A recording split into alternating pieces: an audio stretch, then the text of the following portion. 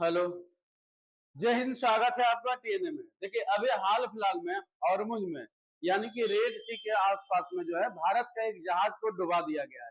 किसके द्वारा डुबा दिया गया है वो पूरी तरीके से हम जो है आज समझेंगे और देखने का काम करेंगे। ये क्या ईरान और अमेरिका के बीच में जो विवाद है वो विवाद अभी भी उसी तरीके से बना हुआ है, जिसके कारण अन्य देशों के साथ भी और अन्य देशों के साथ भी जो है आपका फ्यूल जैसे क्राइसिस बनी हुई है। हालांकि बीच में जो है ये चीजें सुधारने का कोशिश किया गया है, लेकिन ये पूरी तरीके से नाकाम रहा है, क्योंकि इजराइल और अमेरिका वो खुद नहीं जानता कि इजराइल उनके साथ है, इजराइल उनका बात मानेगा, और अमेरिका को भी पता नहीं है कि इजराइल उनका बात मानेगा, और इजराइल को भी पता नहीं है कि अमेरिका हमारा बात मानेगा। हालांकि इजराइल को जो है पूरी तरीके से समझाने का कोशिश किया गया अमेरिका को, लेकिन इजराइल बोला हम किसी के साथ नहीं है, हमको जो अच्छा लगेगा वो करने का काम करेंगे।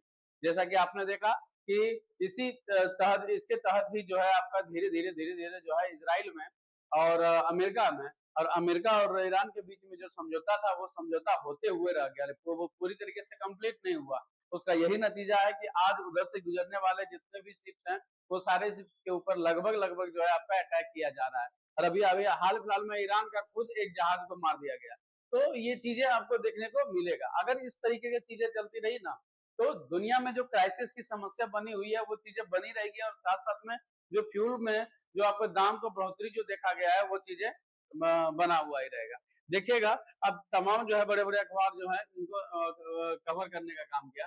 देखिए यहाँ पर लिखा हुआ है projectile sinks Indian flag ship of Yemen coast. Yemen coast के पास एक ऐसा शिप जो भारत का झंडा लगा हुआ था उसको सिंक सिंक मतलब होता है डुबा देना, उसको डुबा दिया गया है। उसके बाद देखिए मार करके डुबा दिया गया है।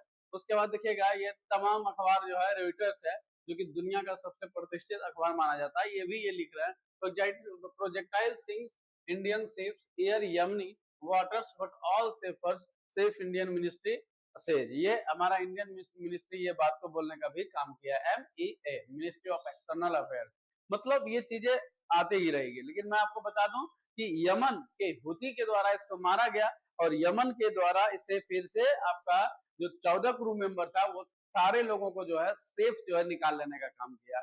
देखिए यहाँ पर लिखा हुआ है पूरी तरीके से कह रहा है यहाँ पर a projectile strikes in India flag vessels near Yemen causing to its capsize in sink but all 14 देखिए seafarers and word were rescue है ना, मतलब 14 जो सेफर्स थे उसमें से 14 को भी पूरी तरीके से सुरक्षित निकाल लिया गया है। किसी प्रकार का जान माल का क्षति नहीं हुआ, लेकिन टैंकर का बहुत बड़ा क्षति होने का काम किया जो पूरी तरीके से ये डूब जाने का काम किया। ये घटना ये समय देखिएगा, आप देखिएगा तो ये आपका जो अखबार लिख रहा है 4 अगस्त को लिख रहा है 11:37 में जो है आपका ये टाइम है। उसके बाद देखिएगा कि सर ये कौन ये काम किया, कौन सर ये काम किया है हूती के द्वारा। कौन सा जहाज सर हमारा जो है आपका मारा गया तो डूबा गया, तो उस जहाज का नाम था MSV फैज नूर ओलिया, भारतीय ध्वज वाला पोत था। और तारीख और जगह देख लीजिए यहाँ पर अगस्त 2026, 4 अगस्त 2026 था। उसके बाद कह रहा है कि हुदायदा बंदरगाह के पास लाल सागर में ये घटना का अंजाम हुआ। हमला के अनुसार कह रहा है जहाज को एक विस्फोटक भरी नाव या प्रोजेक्टाइल से निशाना बनाया गया जिससे वह पलटकर डूब गया। इतना भारी भरकम अटैक था जो कि वो डूब जाने का काम किया पलट करके। बचाव कार्य की अगर बात करें यमन के तटरक्षक बल में यमन का कोस्ट गार्ड के द्वारा त्वरित कार्रवाई करते हुए 14 क्रू सदस्यों को बहुत बढ़िया से सुरक्षित निकाल लिया गया है, जिसमें मोखा बंदरगाह पहुंचाया गया है निकाल के। भारत की प्रतिक्रिया ये हाईली रूप से आपका कंडेम किया गया है कि ये बिल्कुल भी स्वीकार नहीं है। भारत सरकार ने इस बिना उकसावे बिना उक्त वाले हमले की कड़ी निंदा की और समुद्री क्षेत्र में नाविकों की सुरक्षा स्वतंत्र नौवहन की मांग करने का काम किया है कि समुद्री क्षेत्र में एक सुरक्षा होना चाहिए। आए दिन भारतीयों को नाव को डुबाया जा रहा है। मैं आपको बता दूं जुलाई महीना में भी ये चीजें होने का काम किया। जुलाई में भी आपका भारत का जहाज को डुबाने का काम किया, उससे पहले भी आपका जहाज को डुबाने का काम किया, कई इंडियन मेंबर भी क्रू मेंबर भी मरने का काम किया।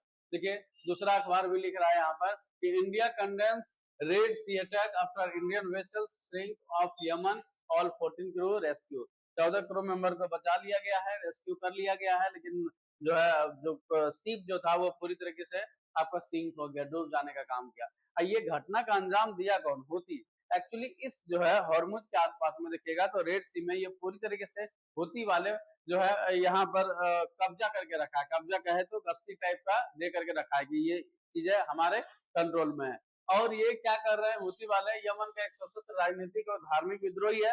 हालांकि यमन लोग कहता है कि ये धार्मिक और राजनीतिक विद्रोही है, लेकिन अमेरिका जैसे कंट्री जो है इसको इस बात को रिकॉग्नाइज करता है कि हूती जो है ये राजनीतिक और धार्मिक कोई प्रकार का संगठन नहीं, बल्कि ये एक आतंकवादी है। और इस बात को पूरी तरीके से प्रस्ताव को पेश करके बताने का काम करता है कि ये आतंकवादी है। इजराइल और साथ साथ में आपका अमेरिका जैसे कंट्री इसे आतंकवादी कहता है, कह रहा है। इसे ईरान के समर्थन प्राप्त है। यह समूह यमन के एक बड़े हिस्से और लाल सागर के तटीय इलाकों को नियंत्रित करता है। ईरान का बहुत बड़ा समर्थक है हूती, और हूती भी जो है पूरी तरीके से ईरान के साथ में मिलकर काम करने का काम करता है। मैं बता दूं कि हाल फिलहाल में अभी जो है आपका इजराइल को भी नाक में दम करने का काम किया था, है ना।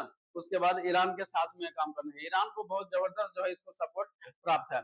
उसके बाद देखिए लाल सागर और यमन के पास हालिया घटना में भारतीय जहाजों पर हुए हमलों के पीछे हूती विद्रोह इस क्षेत्र के संघर्षों का नाम आया। हालांकि कुछ मामलों में हूती समूह ने सीधे तौर पर जिम्मेदारी नहीं ली है, लेकिन क्षेत्र में उनके नाकाबंदी और गतिविधियां आज भी सक्रिय है। इस क्षेत्र में बोले ना हूती जो है पूरी तरीके से इस एरिया में गश्ती कर रहा है, ये पूरी तरीके से ट्रैक कर रहा है, पूरी तरीके से इस एरिया को कब्जा करके रखा हुआ है। कौन सा जहाज पार होगा कौन सा नहीं होगा ये इसके ऊपर डिपेंड करने का काम करेगा। उत्पत्ति की बात करें तो यमन का एक शिया उप समूह है, समुदाय का रहने वाला है। 2000 के दशक में हुसैन बदरुद्दीन अल हूती द्वारा यमन सरकार के विरोध से होने का काम किया था। वर्तमान में यह यमन की राजधानी सना और लाल सागर के पास बंदरगाह जैसे होदेदा पर नियंत्रण रखने का काम करता है। इसी रास्ते से भारत का जहाज और शिप जो है आपका गुजरने का काम कर रहा था, जो कि ये घटना का अंजाम दिया। गतिविधियां यह समूह लाल सागर में वाणिज्य जहाज और अंतर्राष्ट्रीय जलमार्गों का निशाना आजकल बनाने का काम कर रहा है। इनका आजकल यही काम रह गया है।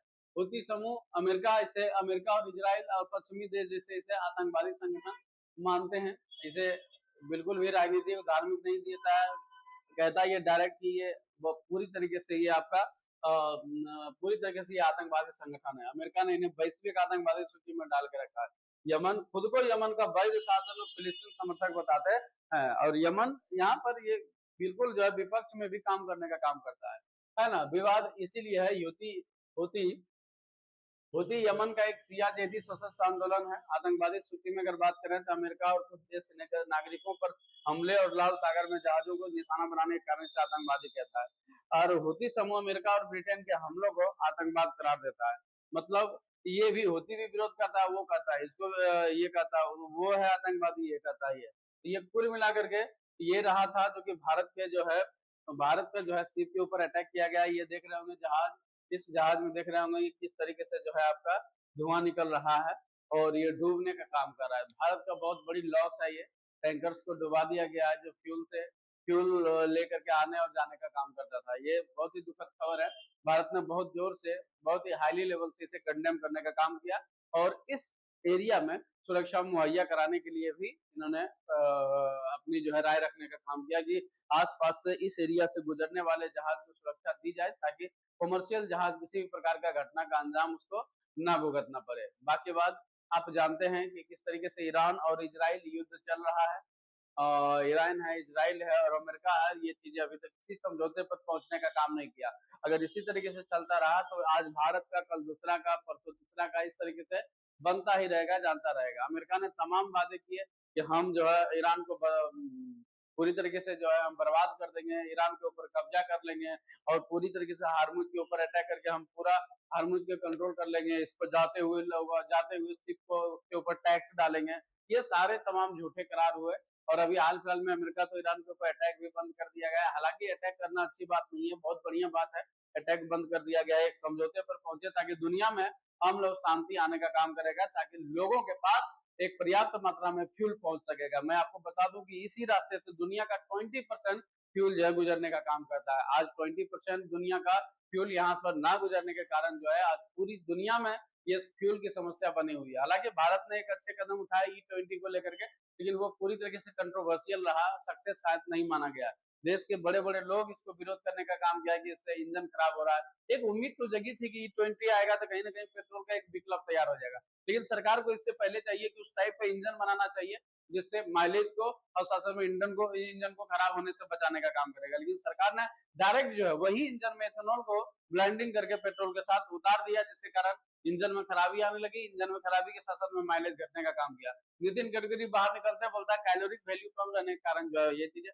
भाई जनता को रिजल्ट चाहिए अच्छे, आप सरकार हो, अब सरकार चला रहे हो तो उससे जितने अच्छे चीजें बनेंगे वो चीजें रिकॉग्नाइज जनता करने के काम करेगी। आप ये एक्सक्यूज नहीं कर सकते कि इसके कारण हुआ। आपको एक्सक्यूज करने के लिए वहां पर नहीं बैठाया गया। आपको अच्छे रिजल्ट, बेहतर रिजल्ट चाहिए, आपके पास हर चीज है, सारे रिसोर्सेस है आपके पास, संसाधन है, उसके बाद आपका साइंटिस्ट है और ब्लाइंडिंग करने वाला मशीन है, हर चीज आपके पास दिया गया। तो फिर ये 10% 20% में कैलोरिक वैल्यू घर जाना, वो घर जाना, ये चीजें कोई मायने नहीं रखता है पब्लिक के लिए। इसीलिए शायद ये विरोध होने का काम कर रहा है। और आज इसका विरोध चुनावों पर भी आपको देखने को मिला कि हाल फिलहाल में तीन ऐसे सीट पर विधानसभा चुनाव हुए जिसमें 2 बीजेपी हार गया और एक बचते बचते मतलब बहुत कम मार्जिनल से जीतने का काम किया गुजरात वाला से। तो ये सारे चीजें जो है कहीं ना कहीं जो है आपका राजनीति से प्रेरित है। और उम्मीद करते हैं कि ये चीजों पर जल्दी ही सरकार द्वारा काबू पा ली जाएगी, ताकि दुनिया में और देश में हो रहे क्राइसिस का जो है हमारा जो है डाउन होने का काम करेगा। क्राइसिस जब खत्म होगा तो चीजें पर्याप्त मात्रा में जो है कर पाएगा। बाकी बात आप लोग क्या सोचते हैं कमेंट बॉक्स में बताने का काम करें। मिलते हैं नेक्स्ट क्लास में। Thank you.